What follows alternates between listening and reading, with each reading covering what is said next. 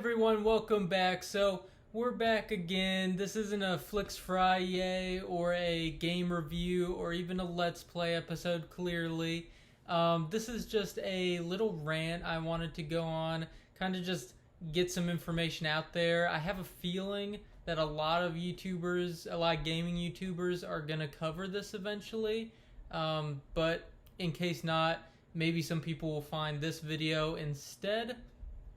So before we get into it, do me a favor, hit the like button, hit subscribe, ding the notification bell to be notified of when my future videos come out. And without further ado, let's hop into it.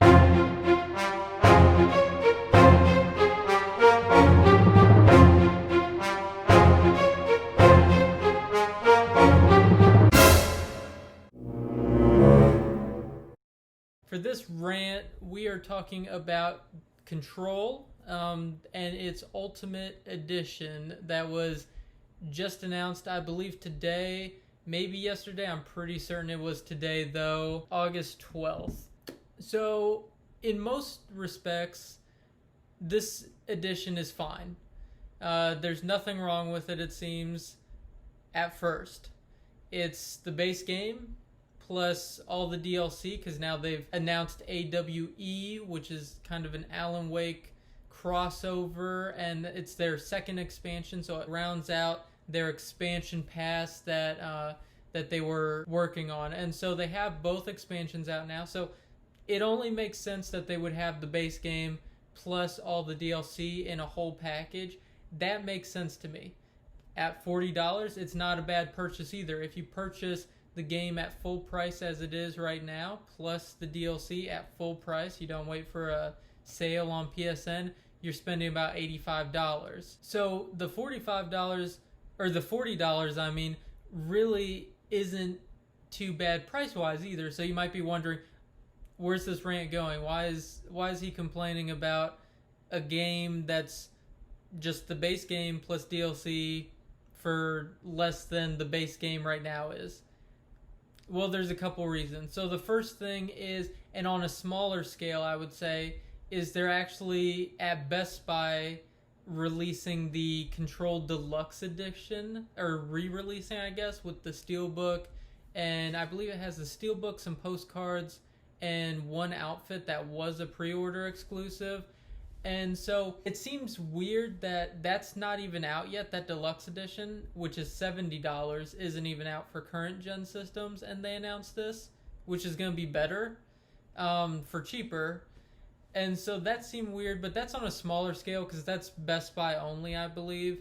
On a much larger scale, they're gating access to the PS5 upgrade of this game. And so if you're an original owner, you bought the standard edition and, bought the expansion pass, or you're buying this new deluxe edition, they're basically telling you, well, you're kind of SOL, buy this other edition for $40 if you want to play on the PS5. Because this version is the only version you can play on your PS4 and your PS5. First off, my first issue with this is it doesn't really make any sense to me, because I played PC, I built my own gaming PC, and I've been playing PC for the last 5 or 6 years, since around 2014, 2015. And when I upgrade my PC, it still runs all the same games it did before I upgraded it. And the change from PS4 to PS5, it's hardware based. So it really is.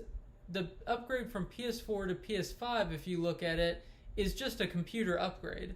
So why not every game is going to be able to you can just pop in the disc and, you play the game. Likely it would have better frame rate or better graphics, or maybe both.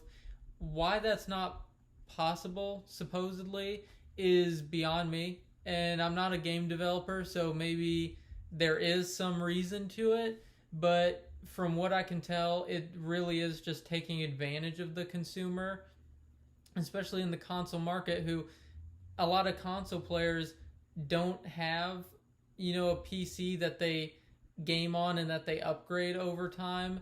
and so they don't really think about it in this way. And so it's very anti-consumer, I feel, and it's just really a bad trend that I don't want to see continue.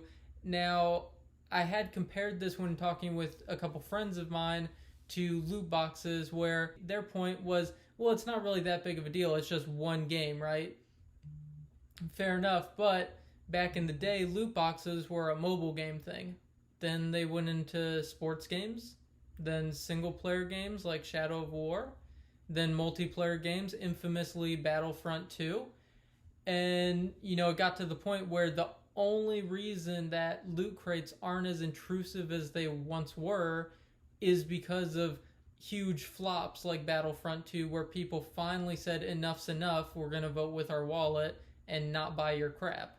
And so they've dropped back on that a bit, and I kind of see how this could end up being a similar thing where, some publishers, like I have written down here, EA, Ubisoft, CD Projekt Red, and Bethesda, they've all committed to free upgrades from current gen to next gen, but there's plenty of publishers who still haven't, who still could have time to see if this does well in terms of pre-orders maybe, and go, why wouldn't we do it? I mean, people aren't saying no to it, so why sacrifice cash flow that could be coming into us? So I just don't want it turning into that, and it's just a scummy business move.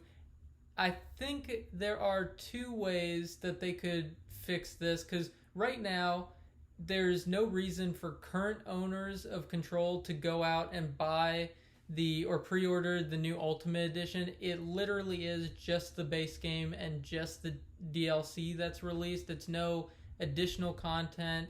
It's probably going to run better because of the PS5 hardware, but it doesn't feel like something I personally would want to spend $40 on to perpetuate this sort of business practice. And so I think to get back into the good graces of current owners, because I think for new owners, for people who have never played Control before, wait it out and buy the new version for $40.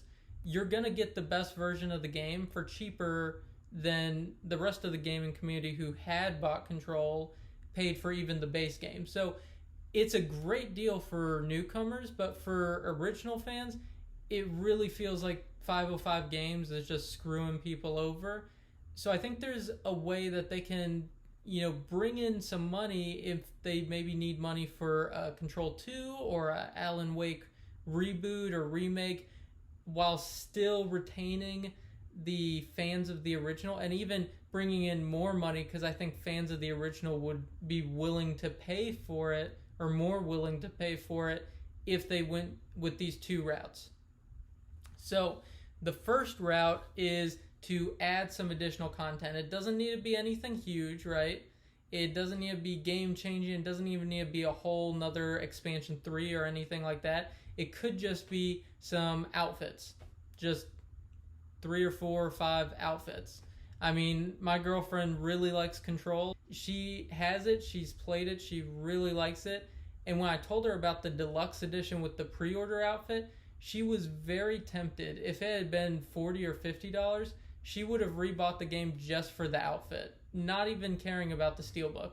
So if they add just a little bit of content, like some outfits or something, that's going to fix the problem right there. They can still keep their stupid, PS5 gating, which I still think is wrong, but if they want to keep it, that's a way to keep it. The second option, and the one that I've seen work, is Metro, or based off of Metro's past, what they've done is, to get more money to spend on Metro Exodus, they went ahead and when they sold the Redux Edition, because I had it on Steam, I had the original Metro 2033 and the original Last Light on Steam. And when games get remakes and reboots, usually Steam upgrades it for free. But Redux didn't do that, and at the time I was kind of like, that's kind of sucky that you're not just going to give it for free. But what they did do, and I ended up buying it because I really liked the atmosphere of 2033. I hadn't finished it. I liked the atmosphere. I thought that they were a good studio that put a lot of hard work into the game, and they respected the fact that people had already gone out and paid good money for the original game. The way they did that is they discounted Redux. So if you wanted the Redux collection and you had one of the games, then you might get like a 15% discount on the purchase of Redux. And if you bought both of the games in their original form, you would get a 30% reduction rate. So I think those are the two best options. That way, it's a great deal for newcomers. You know, it's still going to be their best option. And for fans of the original who want a little something extra, they have that first option with the new outfits. Or, you know, fans of the original who just really want to support 505 Games in expanding on this universe, because I have seen reviews. The world that they've created with Control seems very interesting, very creative. I mean, I plan on reviewing the game, and I'm guessing, because I've seen my girlfriend play the first little bit of it, it's probably going to be a favorable review. I'm probably going to like it. And so I would love for them to expand on the game. I certainly don't want to see them fail because of scummy business practices. But I think if they went with one of these two routes, they could still get the newcomers to purchase the new edition, and they're going to entice original fans while still keeping, you know, that good graces with those fans, because those fans are going to feel like, okay, they at least recognize and respect the fact that we did pay $40, $50, $60 when it originally came out, and they're not just disregarding that, like, whatever, go buy this new edition anyways. So I think that's the best thing 505 Games can do. And that's really all I wanted to talk about. And the only other thing was, if they don't go with one of these two routes, then I would encourage you to vote at least a little bit with your wallet. I'm not going to say don't buy it at all, because that's a little ridiculous. I mean, if you like the game a lot, if you want to purchase it a second time, you have every right to purchase it a second time. I really love the Hitman series, for instance. So Hitman Blood Money especially, I've bought that game probably 3 or 4 times on, you know, I had it on PS2, Blood Money, and then I had it on PS3 in the HD collection, and then I had it on 360 from the arcade or the Xbox Live or whatever. And then on top of that, then when I moved to PC gaming, I got on PC as well. So that's the same game, literally just a small graphical update to the game 4 times. And I was happy buying that because I absolutely love that game. It's one of my favorites of all time. So I totally get if this doesn't bother you. If you're like, I would have bought it a second time at $60. This is great for me. That's perfectly fine. But if that's not you, if you like the game but you're not like in love with it, you could live without it for a while, I would encourage you to wait until a price drop, or maybe buy on a Black Friday or Cyber Monday, and just not pay that full price, just to, you know, send the message out there that business practices like this aren't okay. You know, just because we're console gamers doesn't mean that we don't recognize the fact that this sort of practice is scummy. I'm going to leave it at that, but if you did enjoy this video, go ahead, leave me a like, hit subscribe, does me a huge favor. Again, ring the notification bell. I do Flix Friday movie and show reviews every Friday. I do video game reviews as I get to them. I like to finish the games. I just like to get through the story and the side quests and stuff. So I like to get through all of it before I review it. So I have the video game reviews. They just come out slower than the Flix Fridays do. And then on top of that, I do have the start of a Deadly Premonition Origins and a Last of Us 2 Let's Play.